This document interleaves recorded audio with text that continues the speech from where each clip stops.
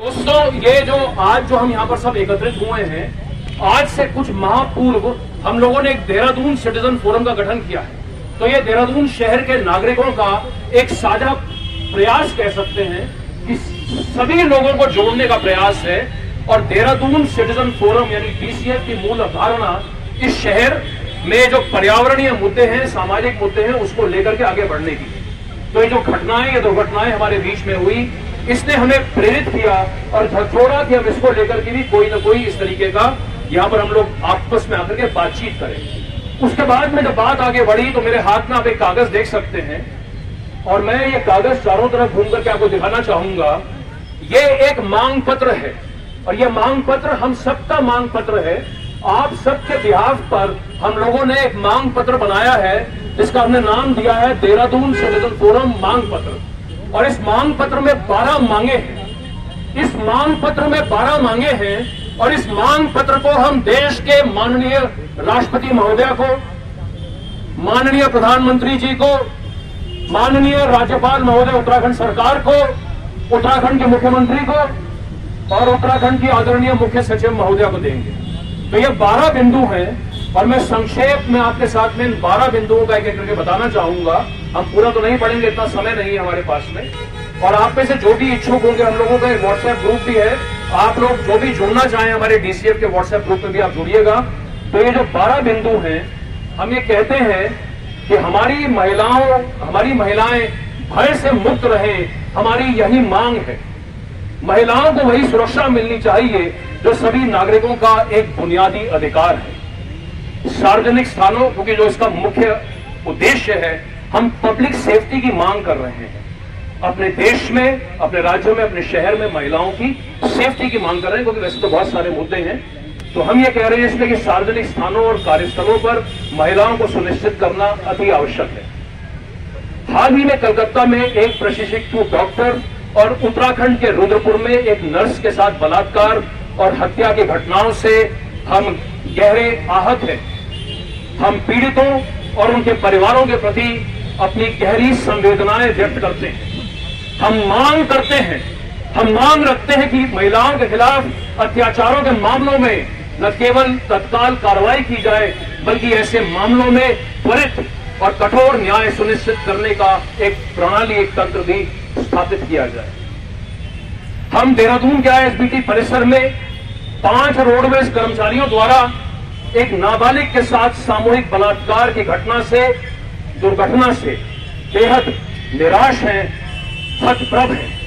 हम जानना चाहते हैं कि देहरादून के आईएसबीटी जैसे सार्वजनिक स्थानों पर महिलाएं इतनी असुरक्षित क्यों हैं। हम उत्तराखंड में अंकिता भंडारी के मामले को नहीं भूले हैं, जिसको वीआईपी, एक कथित वीआईपी को विशेष सेवाएं देने से इनकार करने पर जिस बालिका की निर्मम तरीके के साथ में हत्या कर दी गई। हम मांग करते हैं कि इन सभी बलात्कार के मामलों पर, और वो सैकड़ों ऐसे असंख्य बलात्कार के मामले जिसका हमने इसमें जिक्र नहीं किया है, उन सभी के दोषियों को जल्द से जल्द सजा दिलाने के लिए त्वरित प्रयास किया जाए। तो ये हमारी पृष्ठभूमि थी इस मांग पत्र की। हम अपनी 12 मांग पत्रों पर आते हैं। तो पहला हमारा ये है कि बलात्कार के मामलों में त्वरित सुनवाई। तो ये जो स्पीडी जस्टिस की बात है, हमारा पहला बिंदु जो है वो स्पीडी जस्टिस को लेकर के। दूसरा जो हमारा बिंदु है, जागरूकता और संवेदनशीलता सत्रों को मिडिल स्कूल स्तर पर शुरू किया जाना चाहिए, जिसमें अनिवार्य रूप से जेंडर संवेदनशीलता सत्र आयोजित किए जाने चाहिए। और आपके माध्यम से हम इस बात को भी आगे उठाना चाहेंगे कि जेंडर संवेदनशीलता के अलावा यह भी आवश्यक है कि स्कूलों के दौरान, जो सरगम ने दी वाली बात बोली थी, लड़के और लड़कियों को सार्वजनिक शिष्टाचार और सार्वजनिक सुविधाओं के सही उपयोग के बारे में सिखाया जाए। और उत्तराखंड सरकार इसके बारे में कोई ना कोई पैनल का तुरंत जो है इसके ऊपर गठन करे। साथियों, हमारा जो तीसरा बिंदु है वो यही संवेदनशीलता की बात स्कूलों के बाद में हमें चाहते हैं कि जो पूरा सरकारी तंत्र है, चाहे वो पुलिस वाले लोग हैं या जो भी सरकारी तंत्र में लोग इससे जुड़ते हैं, इस पर काम करते हैं, उनको भी संवेदनशीलता, उनकी कैपेसिटी बिल्डिंग, इस तरीके के काम हो। चौथी बात, हम सबको मालूम है कि आज हमारे को पुलिस थानों में अगर हम जाते हैं तो हमें वहां पर कितना अत्याधिक जो है कष्ट झेलने पड़ते हैं और वो जो प्रक्रिया है वो सुगम नहीं है। तो उस प्रक्रिया को हम अपनी महिलाओं के लिए किस तरीके से सुगम बना सकते हैं, आसान बना सकते हैं, ये हमारी चौथी मांग है। हमारी पांचवी मांग इस देहरादून शहर की बदहाल हो चुकी स्ट्रीट लाइट ऑडिट को लेकर के है।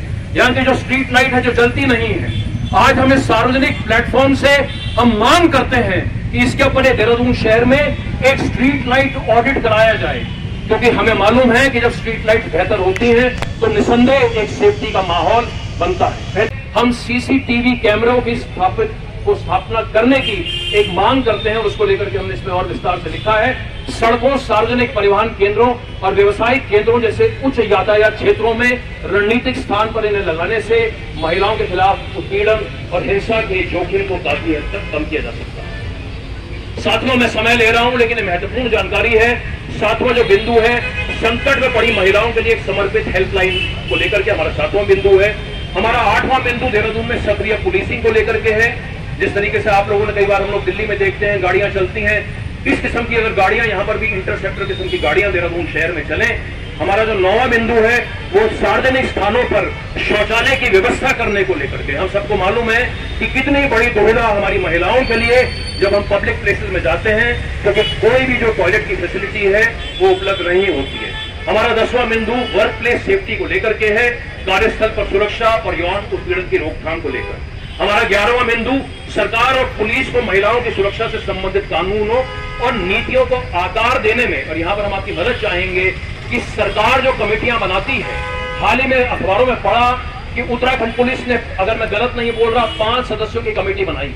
लेकिन सरकार की फितरत रहती है कि सरकार अपनी कमेटी में सरकार के ही लोगों को रखती है। आज हम ये मांग करते हैं कि ये सरकारें और ये पुलिस के विभाग यहां से पब्लिक के रिप्रेजेंटेटिव को अपनी कमेटियों में क्यों नहीं बिठाते हैं? क्या आप लोग इस बात से सहमत हैं? क्या जनभागीदारी होनी चाहिए?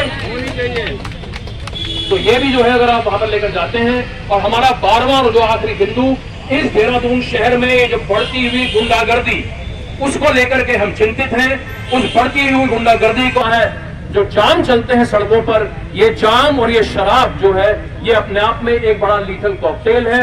इसके ऊपर भी हमारी ये 12वीं मांग है। तो निश्चित तौर पर कुछ न कुछ चीजें इसमें छूट गई होंगी।